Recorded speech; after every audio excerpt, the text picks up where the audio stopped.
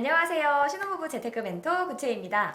안녕하세요. 컨텐츠로 오프 달성을 돕는 오목달 오은환입니다. 안녕하세요.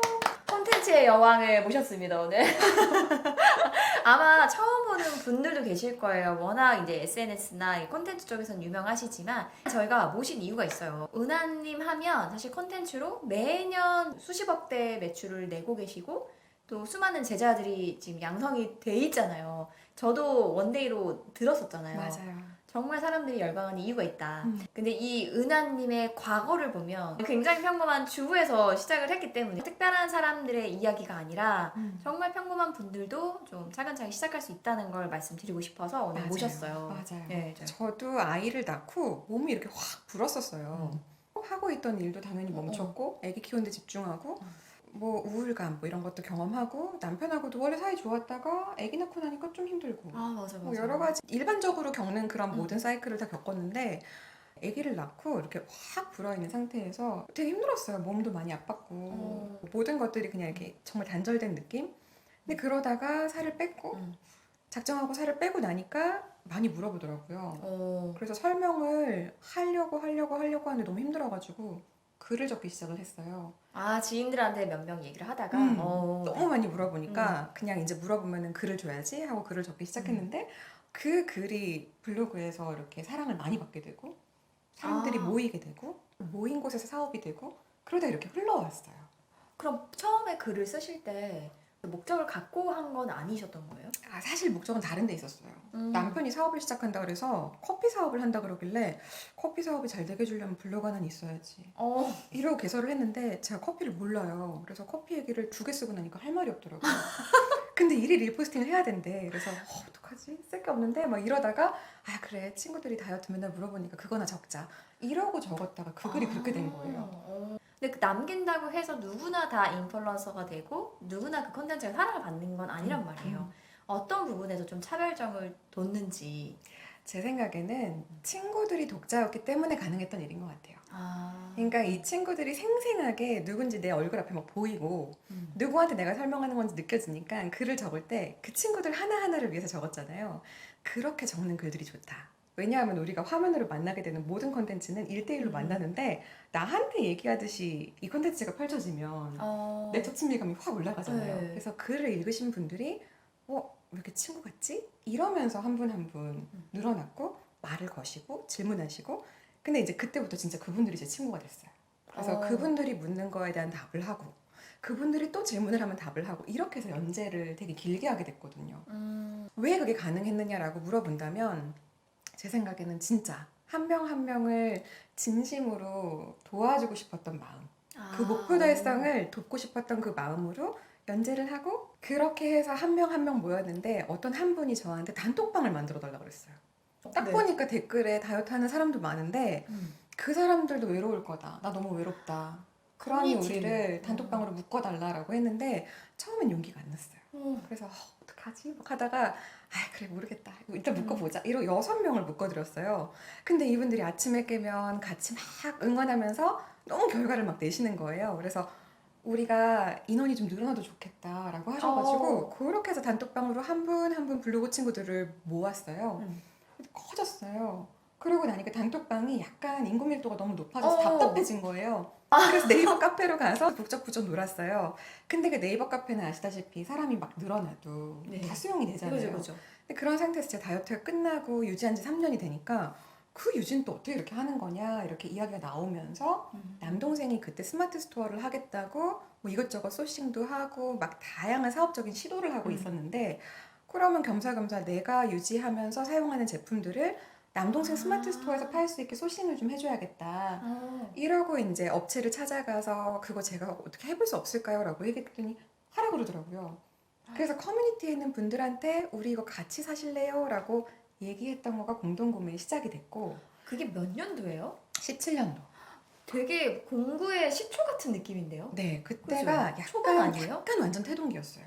그니까. 네, 그렇게 해서 처음에 같이 막 찜질팩 쓰고 오늘 따뜻하게 그거 그게 최초의 제품. 그래서 그 다음에 뭐 찜질팩 쓰고 좋으니까 로션은 못 써요. 그래서 로션 같이 쓰고. 그 다음에 집에서는 운동 대신 뭐 해요? 그래서 패치 붙여요. 그래서 그 패치 같이 쓰고. 막 이러면서 제품이 하나씩 음. 하나씩 늘어난 거가 레어케어에서 공동구매 커머스로 한 3년 동안 굉장히 집중적으로 같이 제품을 전개하는 그런 시간들을 보냈어요. 그러면은 내 채널을 키워서 그게 또 커뮤니티로 좀 확장을 시켜서 사업을 연결을 했다. 근데 사실 지금은 콘텐츠를 다루시잖아요. 약간 영역이 다른 것 같거든요. 그거는 제가 사업을 막 열심히 전개를 하던 중에 저도 우연히 시작하게 된 사업이었다 보니까 어려웠어요. 그래서 그쵸. 이 어려움을 어떻게 해결해야 되지 하면서 사업을 가르친다고 하는 분들을 찾아다니기 시작했어요. 아, 근데 그러던 중에 제가 어떤 책을 읽고 내 운명 고객이 결정한다라고 한 노란 책이 있는데 그 책을 읽고 저자한테 완전히 반해가지고 그 저자를 덕질을 했어요. 지금은 제가 선생님이라고 부르는 분인데 저희 회사 고문을 좀 맡아주세요 했는데 이분께서 정말 한 6개월간 거절을 하시다가 이제 저희 회사 고문을 시작을 해주신 거예요. 오. 근데 너무 감사했던 거는 사업을 바라보신 게 아니라 오은환을 바라보시더라고요. 아, 이 사업을 운영하는 오은환이 누군지, 이 사람이 왜 이렇게 흘러왔는지, 이 사람은 뭐해서 행복해하는 사람인지를 이렇게 관찰을 하시더니 근데 지난 6년간, 7년간 계속 교육했던 거 알아요? 그러더라고요. 사람들 다이어트하는 법, 피부 관리하는 법, 그러네. 계속해서 물건을 팔았다기보다는 그거 어떻게 하는지 알려주고 거기 필요한 도구 전달하고 아, 어떻게 하는지 알려주고 그거 필요한 도구 전달하고 근데 자기 상품이라고 하는 게 교육 상품이 나와야 된다는 거 모르겠냐고 사실은 되게 오래 고사했어요. 아니 근데 제가 그렇게 하기엔 사업도 너무 조그맣고 계정도 너무 작고 제가 가르칠 자격이 없어요 이러면서 또 한 6개월 고사를 했어요. 그랬더니 그냥 은하님만큼만 해보고 싶다는 사람 한 5명만 모아놓고 해봐요 라고 했는데 그게 오콩목달이 된 거예요. 지금은 그 콘텐츠 강의만 듣는 분들이 거의 10,000명 가까이 되는 걸로 제가 알고 네. 있어요. 여기서 이 인플루언서 조건이 뭐예요? 라고 궁금할 수도 있겠다. 음. 어떤 사람이 그럼 인플루언서예요? 내가 영향을 주고 싶어하는 그 영역에서 한 100명 정도만 있어도 찐팬 100명? 네. 사람들이 요즘 돈으로 생각하는 거 되게 좋아하잖아요. 100명만 20만 원씩 사줘도 얼마인가요? 어머나, 2천만 원? 네. 어... 근데 2천만 원이 매출로 발생하잖아요. 그럼 인플루언서 분들이 가지게 되는 적정 마진을 생각하더라도 어머 내 월급보다 크네? 이 상황이 금방 오거든요. 근데 사람들이 다 막 10,000명이 넘어야 돼, 뭐 10만 명이 넘어야 돼 이렇게 생각하지만 그거 아니고 내가 1,000명이 모여있는 계정인데 그 안에 100명이 진짜 나를 너무 좋아하는 사람이면 그 사업은 그 달에 매출 최고 찍어요. 그래서 만약에 인플루언서는 언제부터예요? 라고 하신다면 영향을 주기 시작하는 순간부터요. 이죠 사실은. 정의대로라고 하면 내가 존재를 했는데 누군가한테 영향을 준다. 그러면 이미 인플루언스를 주는 건 시작이 된 거니까 인플루언서가 된 거는 그냥 시작인 건데 규모 면에서는요? 라고 한다면 굳이 가르자면 내 팬 100명일 때부터는 내가 진짜 삶이 되게 달라졌다 라고 느낄 거고 수치적으로 10,000명 넘어가고 20,000명이 넘어가면 밖에서 봤을 때에도 그렇다라고 인정을 하니까 또 많은 일들이 올 거고 그것도 궁금하실 수 있거든요. 아니 인플루언서 되면 뭐 좋아요? 그렇게? 내가 단순히 유명해진다? 돈을 더 많이 번다도 있겠지만 좀 삶이 완전 달라지잖아요. 그쵸. 애 키우는 주부였다가 그쵸. 갑자기 인플루언서 되면 그렇죠. 좀 어떤 게 좀 많이 바뀌던가요? 제가 자주 하는 이야기 중에 그 행복의 조건이 네. 3가지가 있다고 하는데 저는 그게 다 채워지는 게 인플루언서의 삶이다라고 얘기를 많이 해요. 첫 번째는 유능감. 내가 잘하고 좋아하는 걸로 컨텐츠를 자꾸 만들고 사람들이 그 컨텐츠 너무 좋아요라고 얘기하는 걸 자꾸 들으니까 잘한다 자꾸 듣는 거예요. 잘한다. 애기들도 얼마나 행복해요. 그러니까 일단 마음이 되게 행복하고 두 번째는 관계 가운데 우리가 있을 때 되게 행복하잖아요. 근데 나를 좋아하는 사람들과 나를 좋아하는 기업들과 함께 어우러져서 계속 일을 만들어가는 거다 보니까 이게 막 스트레스 받는 관계를 만나게 되는 일은 누군가 배신 때릴 때 말고는 없어요. 전문 용어 나왔네요. 배신 때린다. 그러니까 누군가 작정하고 배신을 때리고 너 한번 좀 어떻게 뒤통수 대봐라 맞아봐라. 이러고 때리는 게 아니면 그런 사건이 아니면 관계 가운데 되게 행복하고 그죠. 그리고 세 번째는 일을 선택할 수 있다는 거. 이거 너무 좋다. 난 그게 너무 좋은 것 같아요. 그러니까 예전엔 누군가가 나를 선택해 줘야지만 일을 할 수 있었고 돈을 벌 수 있었고 요번에 선택받지 못하면 어떡하지? 이것 때문에 막 잠도 못 자고 불안하고 이랬다면 지금은 일을 하자라는 제안은 되게 많이 오는데 어떤 일은 내가 하고 싶지? 어떤 일은 내가 왜 안 하고 싶지? 이 기준에 따라서 얼마든지 거절도 할 수 있고 수락도 할 수 있다는 거. 전 그게 너무 좋은 것 같아요. 그러니까 인생의 선택지가 훨씬 다양해지는 거잖아요. 그죠? 와, 근데 오늘 영상 보시면서 되게 특별한 사람의 이야기 아닐까? 이렇게 생각할 수도 있거든요. 그런데 그게 아니라는 걸 알게 됐어요. 어떤 거? 그러니까 저처럼 애기 키우면서 애기 키우는 거 말고는 내가 할 수 있는 게 지금 없어라고 느끼는, 제가 딱 2015년에 느꼈던 감정. 그 감정을 느끼는 분들 가운데 인플루언서가 되시고 사업을 잘하시는 분들이 제자로 너무 많이 생겼어요. 역시나 이거는 무슨 자격이 있어야만 시작할 수 있는 게 아니라 내가 인생에 대한 열정이 있고 목표가 있고 사람들에 대한 사랑이 있으면 인플루언서 누구든 할 수 있다. 이게 너무 확실해졌고, 유튜브 하셔서 아시겠지만 얼마나 많은 장르의 컨텐츠가 있어요. 누군가는 춤만 춰도 스타가 되고 누군가는 노래만 불러도 스타가 되고 누구는 글씨 잘 쓰는 이유로 스타가 되고, 각자가 가진 재능이라는 건 다 있어요, 사람마다. 근데 그거를 발휘만 하면 다 영향력이 있는 사람이 될 수 있는 그런 무대 위에 우리가 설고 있다 보니까 그것만 꺼내드리면 되겠다. 그래서 요즘은 정말 재밌게 뭔가 단절되신 분들도, 뭐 아기를 낳고 쉬고 있는 분들도, 뭐 회사에서 좀 슬픈 소식을 듣게 되신 분들도 그분들의 장점을 발견해서 그분들이 또 빛을 발할 수 있게만 해주면 또 날아가시는구나. 너무 좀 뿌듯한 가운데 있어요. 인플루언서가 될 만한 사람들이 정해져 있지 않다. 누구나 지금 할 수 있다라고 하셨잖아요. 인스타그램만 봐도 거의 주부분들 중에서 인플루언서 분들이 진짜 많으시거든요. 그럼 그분들도 무언가가 있었기 때문에 사실 이렇게 사람들의 사랑을 받게 된 거잖아요. 그러니까 오랜 시간 키워오시면서 또 가르치시면서 어떠한 특징들이 있다고 좀 생각을 하시는지? 일단은 꾸준함은 좀 장착해야 돼요. 꾸준함. 맞아, 네. 맞아. 뭔가 내가 그냥 마음 먹었으면 나는 하기로 했으면 하는 거야. 내가 적어도 한 50일은 내가 누구랑 얘기하는지 상상한 다음에 그 컨텐츠를 만드는 거를 꾸준히 그 사람들 생각하면서 성실하게 하고 소통도 하겠다. 요거는 필요해요. 근데 그거가 있다라고 하면 무슨 얘기를 나눌까를 잘 잡기만 하면 날아가시는 것 같아요. 뭐 예를 들어서 아이를 키우다가 아이를 잘 재운 걸로, 수면 교육. 그렇죠. 시동이 걸릴 수도 있는 거고, 아이를 키우면서 틈새 운동을 해야 되는데 그 운동을 어떻게 해야 될까를 나누다가도 될 수 있는 거고, 이게 자료면 자료, 몸이면 몸, 뭐 아이의 삶이면 삶, 어디를 핀포인트해서 딱 조명을 하느냐에 따라서는 진짜 다양한 결의 다양한 성격의 계정들이 나올 수 있다 보니 내가 해야겠다라고 하는 의지와 내가 사람들을 의지. 사랑하는 마음과 그거를 실행하는 거에 대한 포기하지 않는 멘탈, 그게 있으면 그러면 저는 할 수 있다고 봐요. 그러면 약간 내 안에 강점을 찾는 법? 내가 지금 뭘 잘하는지, 뭐에 관심이 있는지 이런 걸 잘 모르겠는데 어떻게 끌어내요? 은하님도 아이만 키우고 있는 상태에서 그 다이어트로 어쨌든 물꼬를 트셨단 말이에요. 저는 그 과정들 중에서 비결들이 분명히 있었을 것 같거든요. 우선 제일 중요하게 봤던 거는 내가 글을 적을 때 누구랑 얘기하는 거지, 이거를 진짜 항상 생각했던 거.